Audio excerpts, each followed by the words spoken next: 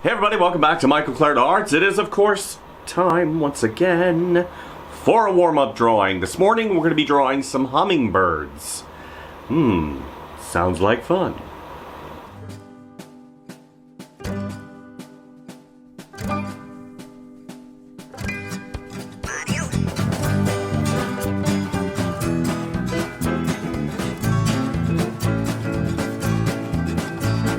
So here we are again at my standing drawing desk. Man, we're really working through this sketchbook, aren't we?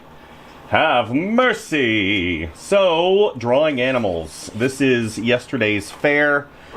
Panda bears. Previous to that, we did koalas. Previous to that, we did some wombats.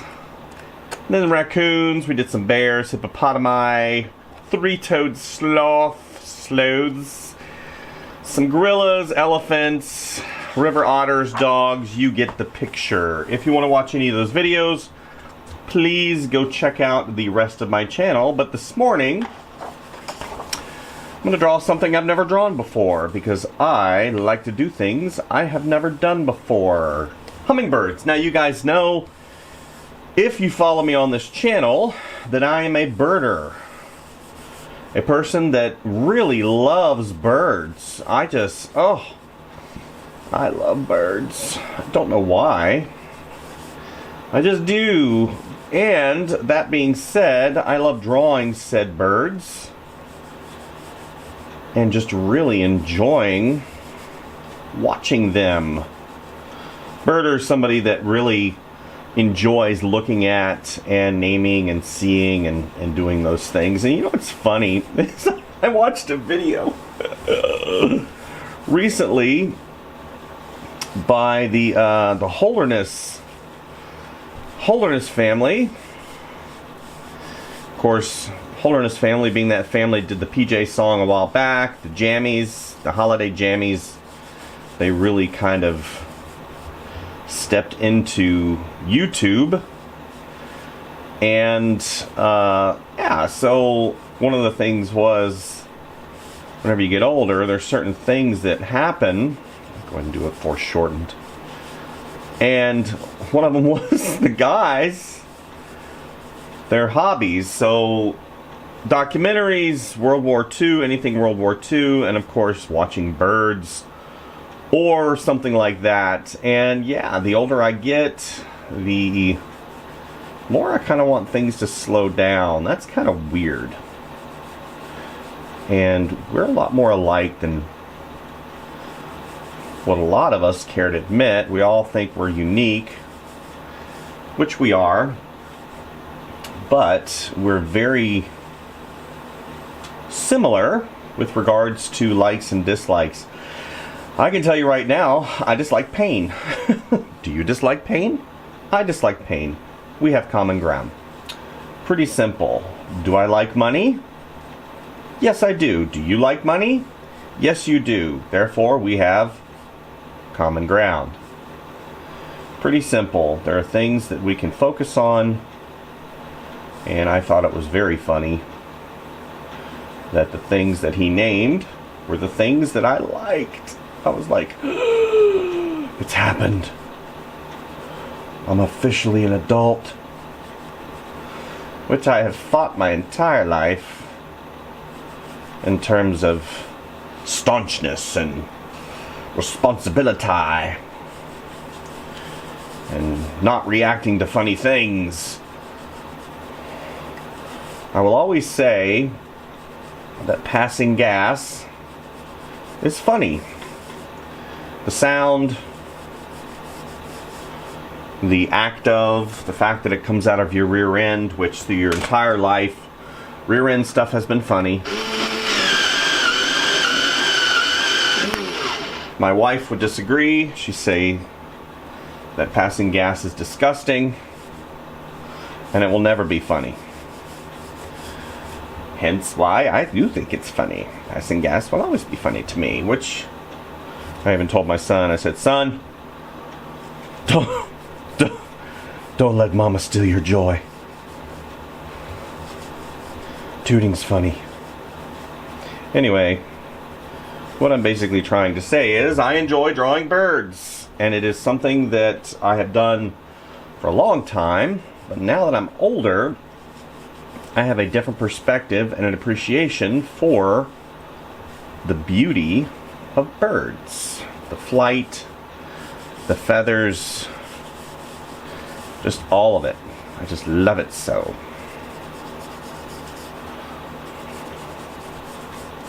So birds are interesting to draw because they have feathers. First of all, they have feathers. And they not only have feathers on their wings, which of course we know, birds have feathers, they need them to fly. But they also have feathers on their body. Different types of feathers, of course. Go ahead and do this because I've kind of messed things up here. We're going to try to fake it. There we go. We're going to fake it.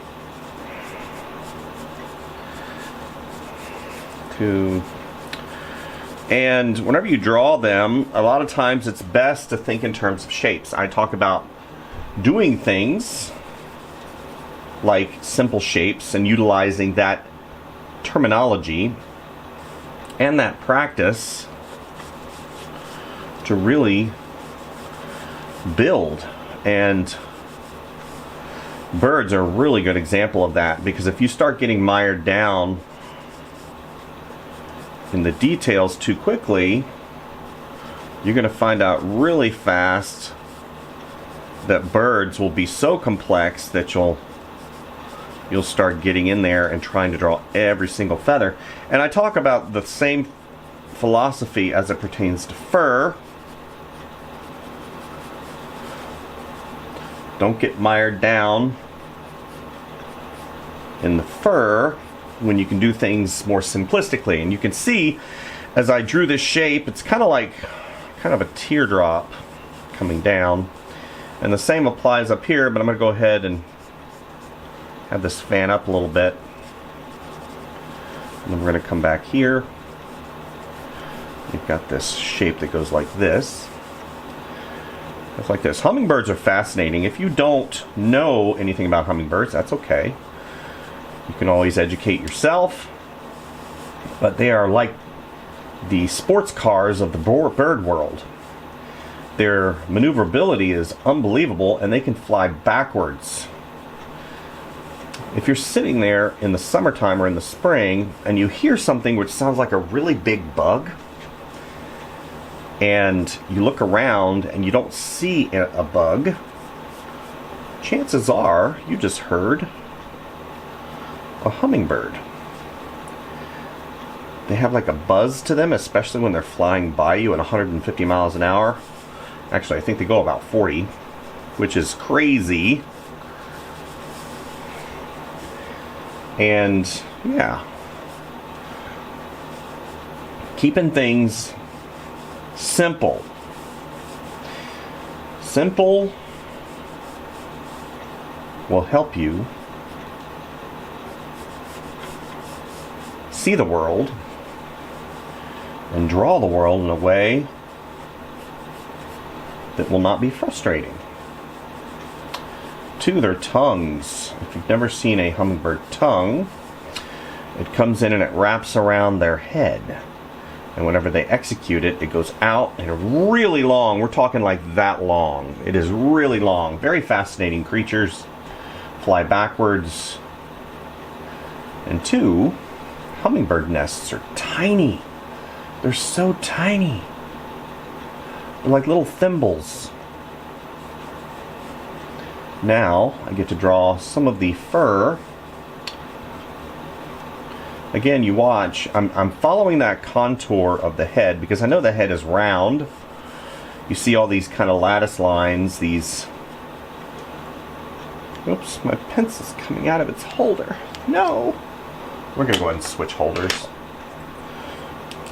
Even though I like that holder, it is a little challenging when the pencil is constantly shifting. But, like I said, go ahead and we'll just give it an indication of some of those feathers.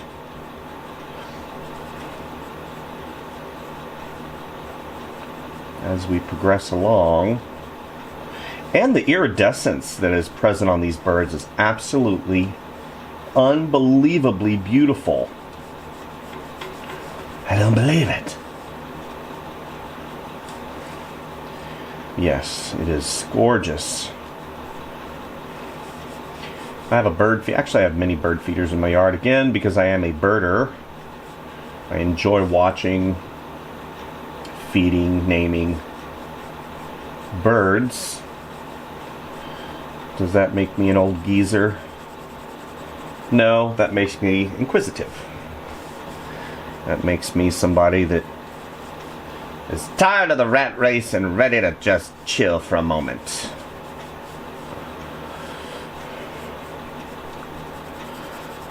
Here we go. A lot of times whenever you watch hummingbirds, they're jerky. They're very jerky. And you can hear them. They're just, I don't want to make any sounds, but just imagine you could probably Google it.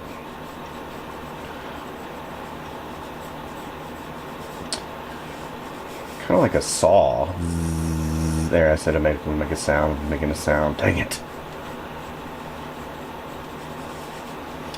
And they battle. Oh my gosh, some of the battles that I've seen among hummingbirds against each other, they hit each other and they fly. Like you'll have two hummingbirds, here's the beaks, and they're going at each other, and they'll slap each other with their wings, and then they'll hit each other with the tails, and then they'll poop or pee.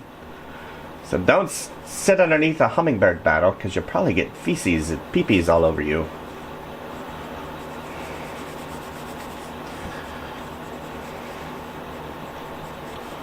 That happened to me.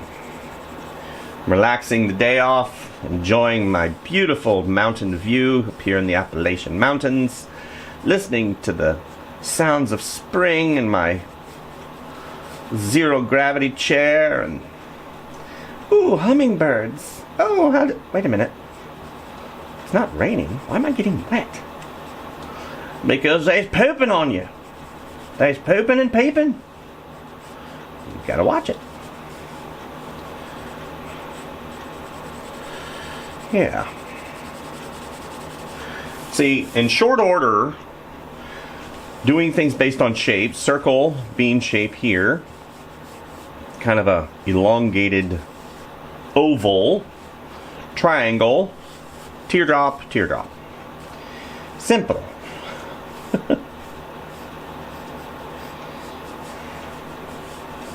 Yeah.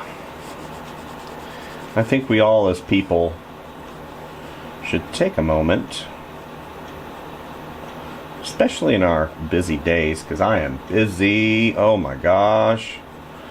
When I tell you I've got so much work right now, it is a super blessing to have a lot of work.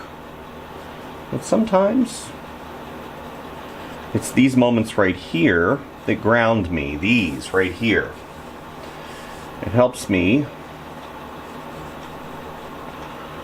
understand that I am only human and one person, contrary to the belief of the people that hired me. I am just human, and sometimes need a little bit of a moment, which they are very gracious indeed.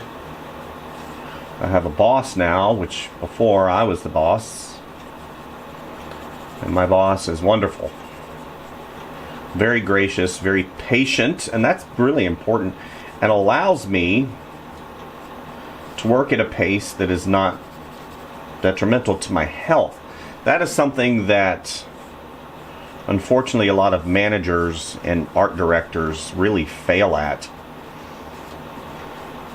because they have pressure and deadlines as well, and they convey that to their artists. And artists, unfortunately, as a whole, sometimes cannot handle pressure.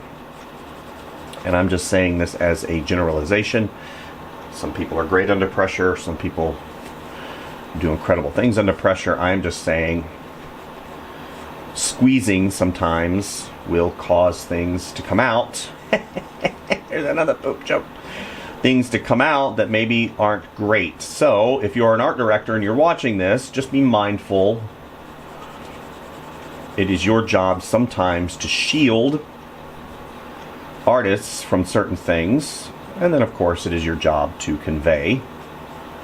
Because I art directed not only individuals but also myself for a long time, and I understand the balance of work and deadlines, and it is important that you have a positive attitude, because positive attitudes and encouragement is something that really I think is lacking.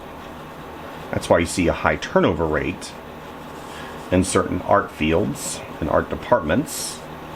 And it all depends on not only the work that you're doing, but also the direction you're getting and the encouragement. That's why things like this, like doing this and exploring, this is mine.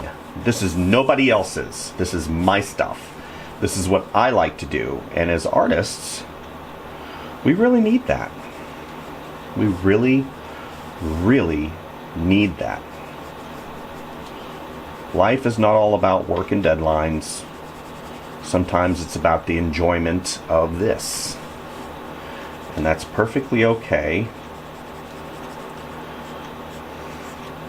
to explore things. Take some time out. That's why I get up at 5 in the morning, every morning. Have some personal time. Draw some stuff. Have some time with my wife.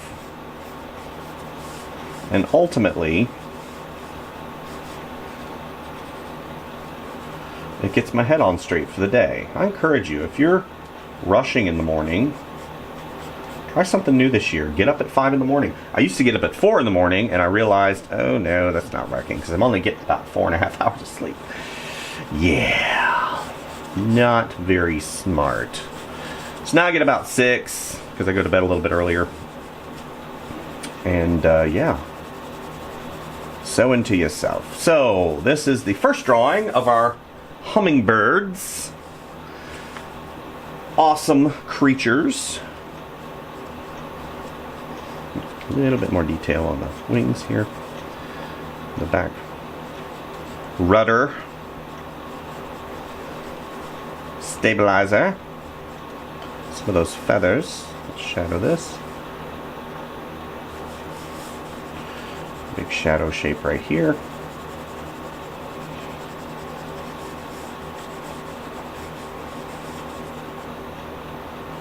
Okay.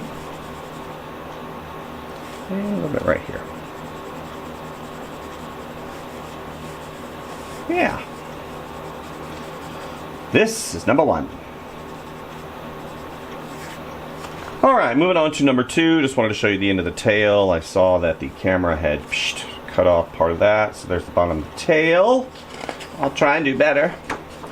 Moving on to drawing number 2. Number 2. Make number 2 work for you. Okay, that's like the 4th poop joke. Enough of the madness. Enough of it.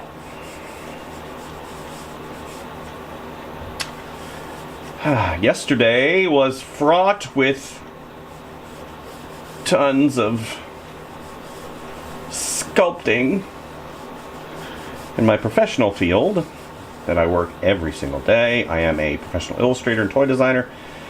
For those of you who don't know, I don't talk too much about my professional career, other than some of the things that I have done and how being a professional artist can be challenging in a lot of ways, rewarding in a lot of ways, but challenging in a lot of ways, because art in its baseline, really, of what it is subjective. So you're going to run into people that may like your stuff, may not like your stuff, and that may frustrate you in a lot of ways, because art is a personal endeavor. I can say without reserve that there have been times that I have been offended. That's right, I'm talking to you, employers. I'm just kidding. Offense is something that happens, and you, as an artist, especially as a professional, they expect you to have thick skin.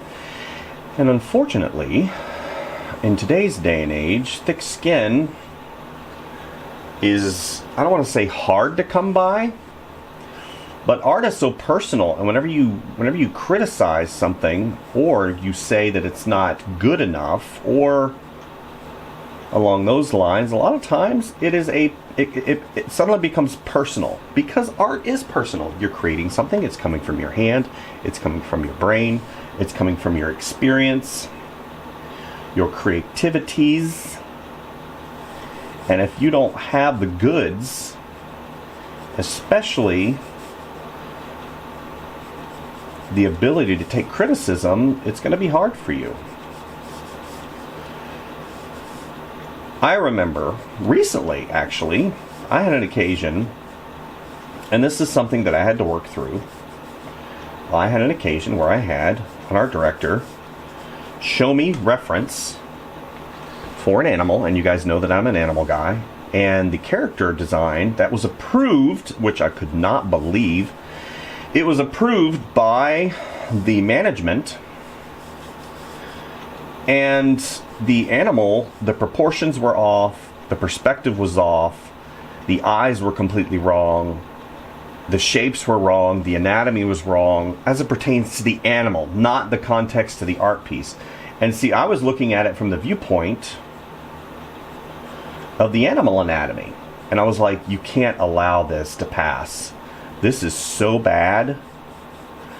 And I had a brief moment of freak out, because you guys know that I love my animals, and there's just a way of doing things, especially if you're going to represent an animal in its entirety and not stylize animal, and you're representing it as the animal, meaning this is a lion, I want it to look like a lion, it needs to reference a lion.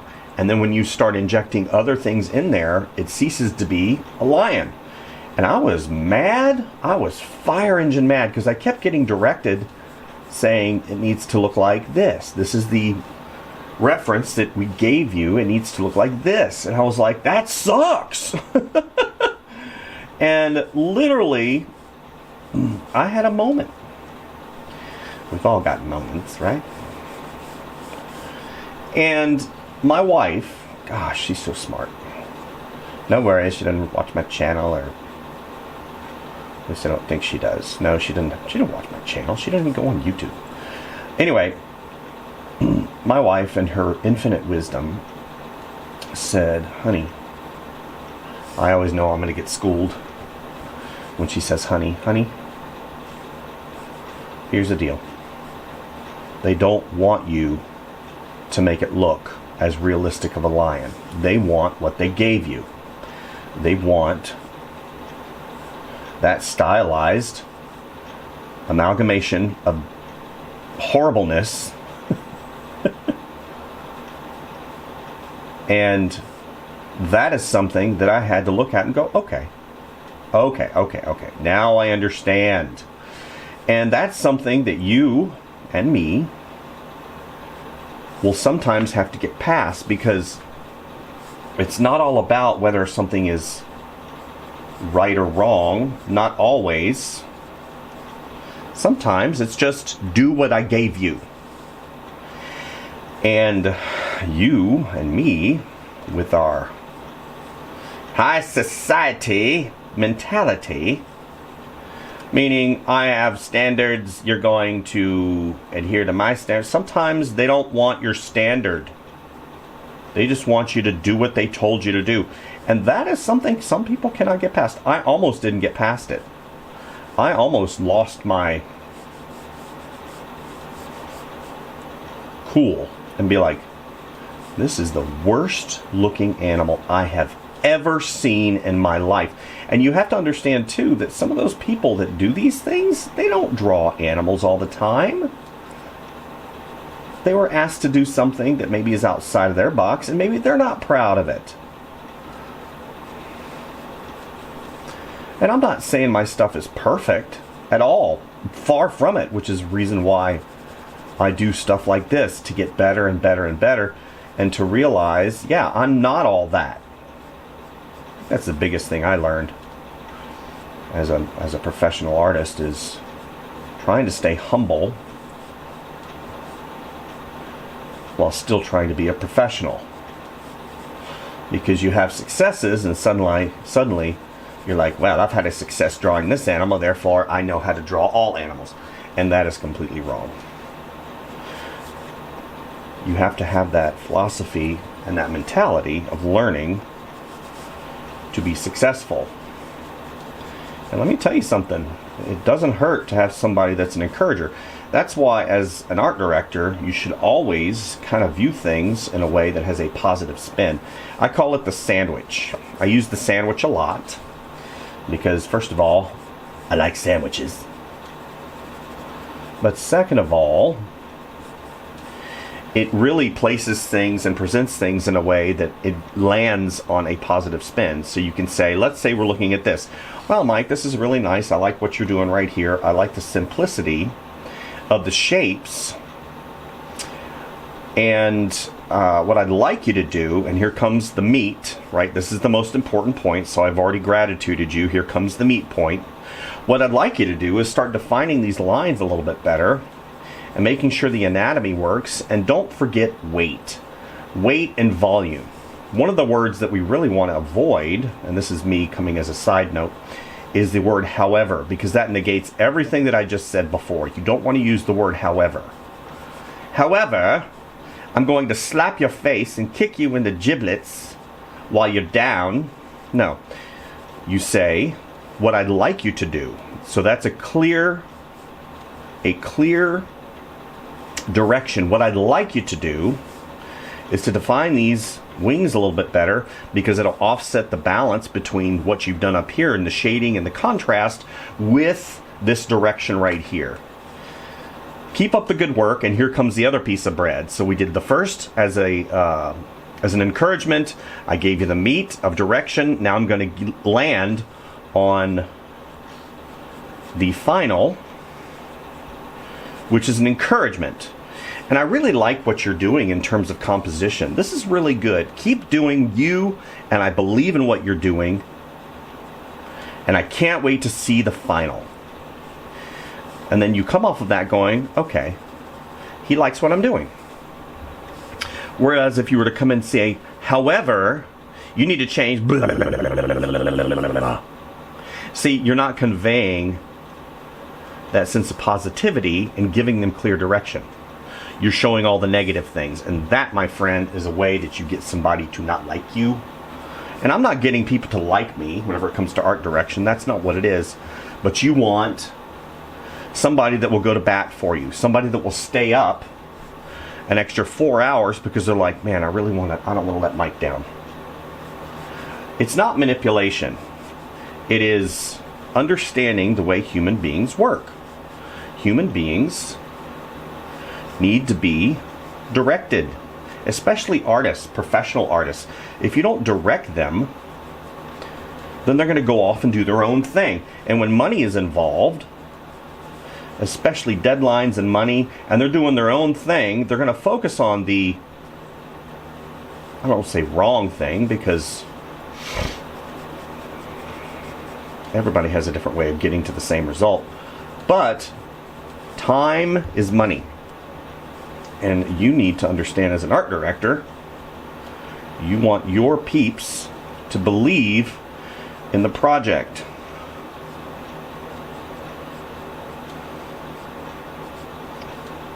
That's my 2 cents, and I'm sticking to it, because I've been around a lot of art directors, I've been around a lot of artists, and I've seen what negative feedback does.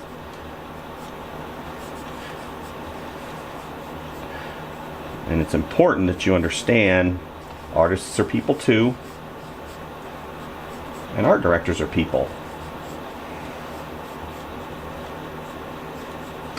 Typically in a situation, especially whenever it comes to business, you have a creative manager or owner, and then you have a money person. A money person is always keeping an eye on the bottom line. And these are very, like the whole Disney relationship. You had Walt Disney as a creative, and you had his brother who was the manager, money manager, who kept an eye and facilitated everything that Walt Disney did. Disney would not be Disney without Roy. Roy was the money man. Walt Disney would have done nothing without Roy. And I firmly believe that, and I'm sure they would agree if they were still with us. But you have two sides of the equation, and the art director definitely needs to keep in mind both sides when directing the artists. Yeah, and you have production managers, which keep an eye on deadlines and help push projects forward, keep things on budget, so on and so forth. Make sure that the world doesn't collapse on the art projects and keeps the business in business. Yeah. Hopefully you guys learned something from that. This is number two. Number two work for you. Okay. Let's put a little bit of texture here in the woods. A little bit of bark. A little shadow right here. Again, composition. Just because of the size and the fact that I'm filming, putting this a little bit larger in the frame and also having this right here, I think what I might do, just to kind of push it in this direction, I want it this direction. We have this right here.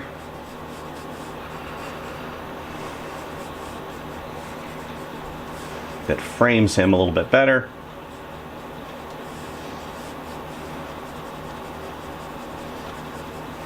Right. Keeps things in frame. There we go. We can have some... See, in your mind's eye, whenever you're kind of solving composition issues, because we are focusing on the animals, but I'm also thinking in terms of composition, you have these two things right here that are basically framing him, and I kind of want a branch to come over like this, but I don't want... Maybe I have a leaf. There we go. And again, that leaf, since I'm making it higher, balances this composition and placement of said hummingbird. Okay, this is number two. Finally, moving on to number three. Number one. Number two. Number two. Enough of the madness. And finally, number three. Okay.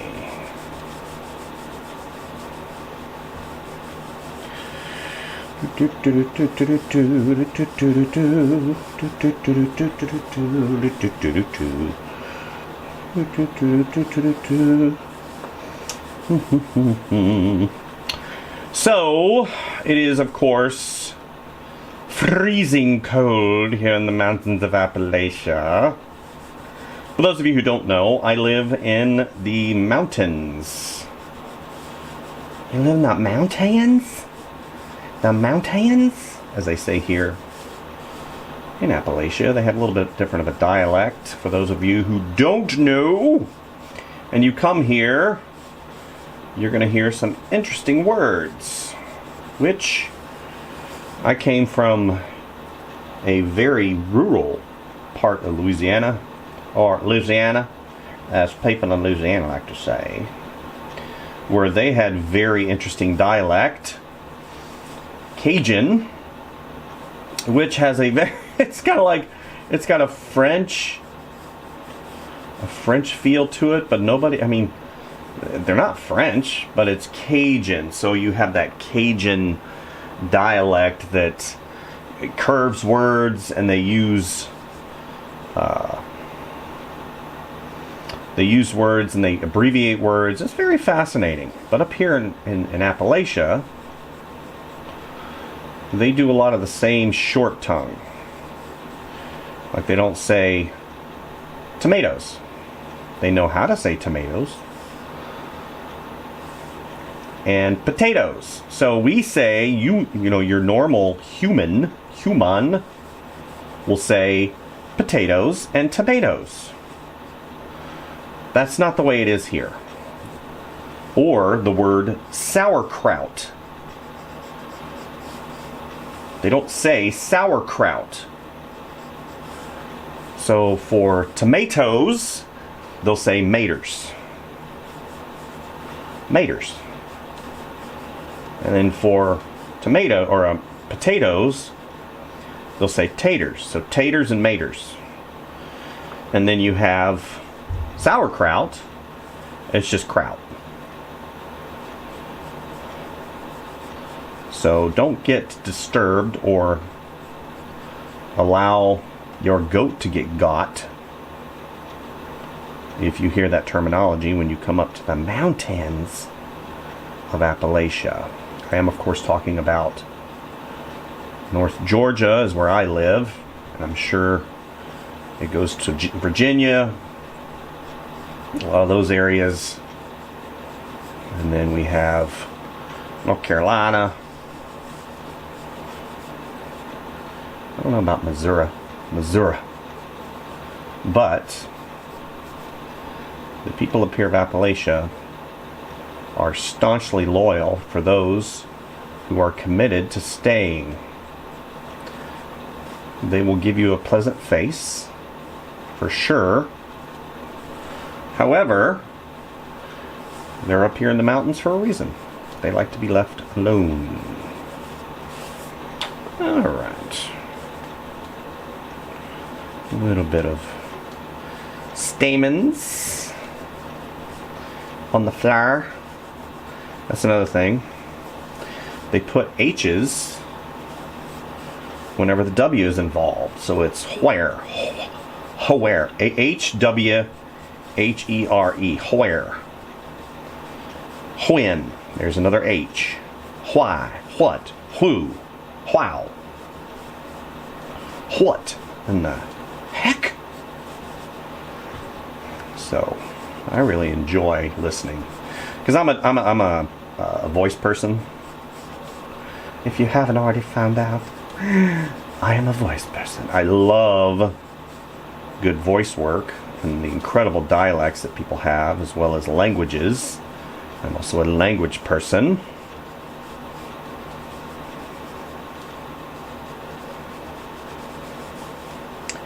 And I love hearing different languages, especially Russian.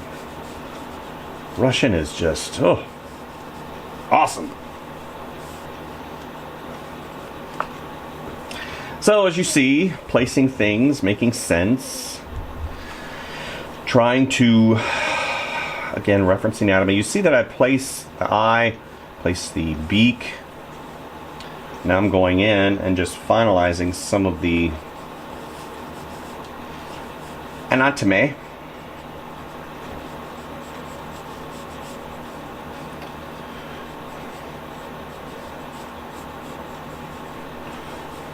Of the hummingbird. Let's go ahead and flesh out this right here. It's fascinating too because these birds are very fragile, but their ability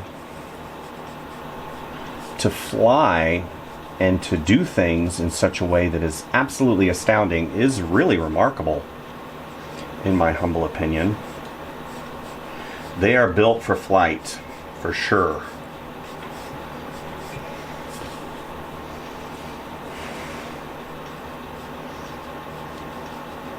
I forget what percentage of their body weight they have to consume just to be able to fly, because they consume so much energy just by flying. Their little wings flutter at such a rate. It's very, very fascinating, for sure.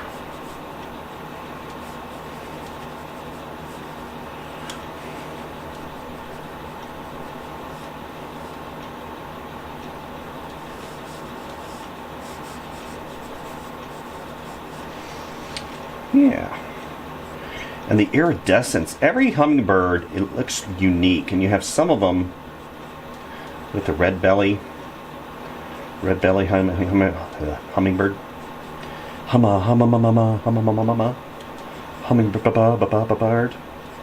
As I mess up my words.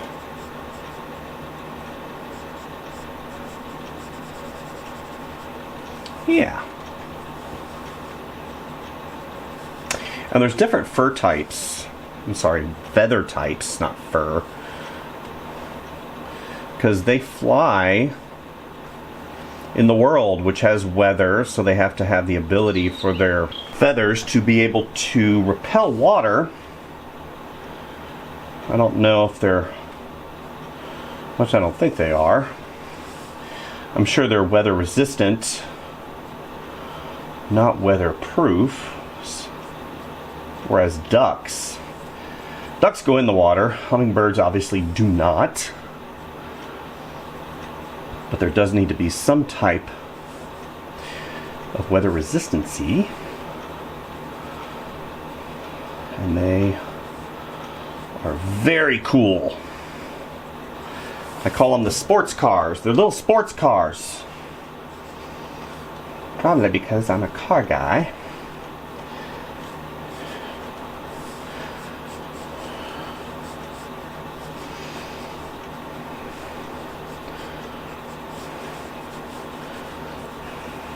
Find this a little bit better. Then we have some simple shapes.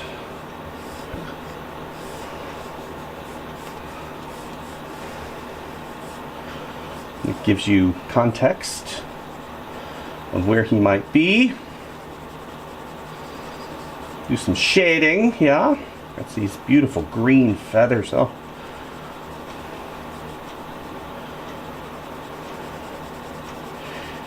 So, this is the last week of the animals. And you're like, what? Yep, what I've noticed, and even though it is a great adventure for me, it still, excuse me, is a time commitment. Looking at about an hour and 10 minutes, and then of course you have to upload it, which you have to edit it, film it, edit it, create the thumbnail, upload. All that takes about an hour and 20 minutes. Sometimes it takes like 5 hours for the video to upload, believe it or not. That's ridiculous. It has nothing to do with my internet here. It's YouTube sometimes just throttles. Anyway, what I'm trying to say is we're not getting the views. And that is something that is unfortunate, because I have to be able to offset the cost of making the video. And even though I've had a lot of great feedback with regards to doing the animals, which I will continue to do animals because I love animals, and who knows, I've got enough now where I can actually make a coloring book if I wanted to, just ink these. That's not too long. But we're going to be doing some cartoon characters next week. So definitely stay tuned for that. We're talking, of course, Disney. You guys know that I love Disney. But for some of you who don't know and are not in the know, I actually worked for Cartoon Network for a little while, and I did stuff for Powerpuff Girls. I also did stuff for Scooby-Doo. So I did Scooby-Doo. And of course, through my tenure as illustrator and artist, I have done a myriad of cartoon characters that I think you guys might enjoy. And you're like, you're a sellout. You're a sellout. You're going to do fanboy art. Until I can get the channel in a self-sustaining status, I will do things that cater towards the masses. And the masses likes the cartoon characters. Now, I hesitated, and I really had to think about it, because am I compromising, or am I giving them what they want? At the end, I have to look at it from a business standpoint, and hopefully when I start doing the cartoon characters, it will allow me to eventually come back to my animals. Now I will continue to do animals in my personal and post them here and there, as well as doing Freddy the Yeti. You guys know that I love my Freddy. He's kind of my muse. I put him in different situations. I enjoy drawing him a lot. He's just fun. And I talk about that. Find something you like to do and just do it. Eventually Freddy will be part of a coloring book or a children's book or something along those lines, as well as Frank and Beans. So I've got a lot of ideas, and then I've got this huge project I've been working on for about 6 years that I've only posted a little bit here and there, just a little bit. It's about what goes on in animals' lives when people aren't looking. I've got a lot of time invested in that project, and that is a personal project, of course. That'll eventually land somewhere, I'm sure. But until then, next week, stay tuned. We're going to be starting our endeavor on doing cartoon characters. So I'll probably start out with Disney in the first week. So we'll try and do 3 poses of the same character every single day. Again, it is not a how-to, but it will show you my process of creating these characters, because I did have the opportunity to do so when I worked at Disney and when I was doing stuff for Universal, Cartoon Network, and so on and so forth. There are ways to create these characters. It's actually much easier than you think. So, anyway, hopefully you guys enjoyed this video today. Please like and subscribe and share. Please, please, please. Please. Or not. It's up to you. Hopefully you enjoyed the hummingbirds today. And we'll see you tomorrow. Bye.